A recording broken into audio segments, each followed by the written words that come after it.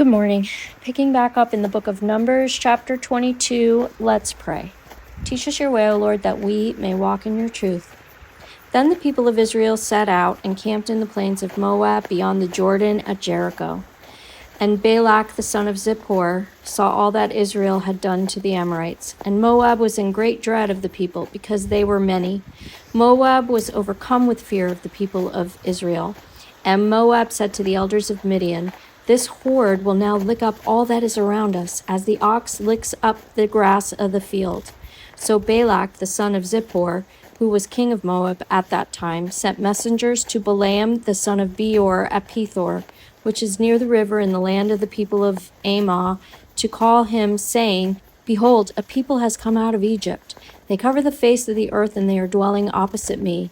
Come now, curse this people for me, since they are too mighty for me. Perhaps I shall be able to defeat them and drive them from the land. For I know that he whom you bless is blessed, and he whom you curse is cursed."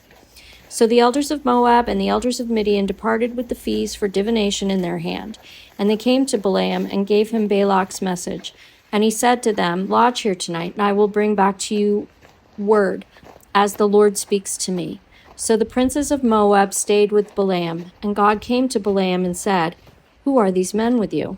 And Balaam said to God, "Balak the son of Zippor, the king of Moab, has sent to me, saying, Behold, a people has come out of Egypt, and it covers the face of the earth. Now come, curse them for me. Perhaps I shall be able to fight against them and drive them out." God said to Balaam, "You shall not go with them. You shall not curse the people, for they are blessed." So Balaam rose in the morning and said to the prince of Balak, "Go to your own land, for the Lord has refused to let me go with you."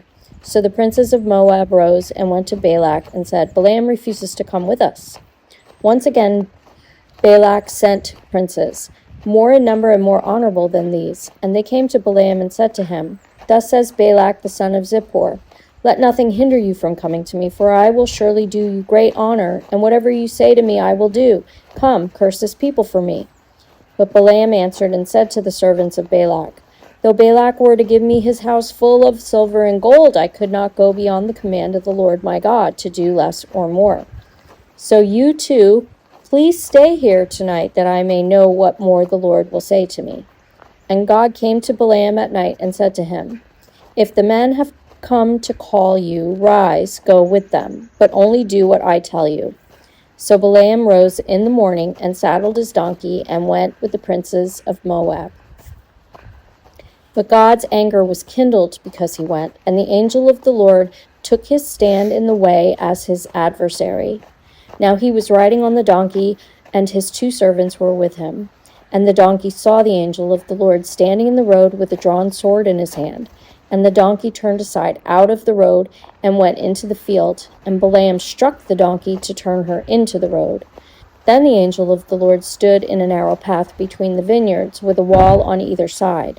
And when the donkey saw the angel of the Lord, she pushed against the wall and pressed Balaam's foot against the wall. So he struck her again. Then the angel of the Lord went ahead and stood in a narrow place, where there was no way to turn either to the right or to the left. When the donkey saw the angel of the Lord, she lay down under Balaam. And Balaam's anger was kindled, and he struck the donkey with his staff. Then the Lord opened the mouth of the donkey, and she said to Balaam, "What have I done to you, that you have struck me these 3 times? And Balaam said to the donkey, "Because you have made a fool of me.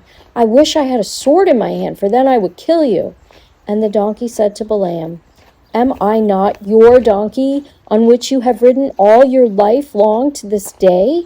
Is it my habit to treat you this way?" And he said, "No." Then the Lord opened the eyes of Balaam, and he saw the angel of the Lord standing in the way with his sword drawn, and he bowed down and fell on his face. And the angel of the Lord said to him, "Why have you struck your donkey these 3 times? Behold, I have come out to oppose you, because your way is perverse before me. The donkey saw me and turned aside before me these 3 times. If she had not turned aside from me, surely just now I would have killed you and let her live."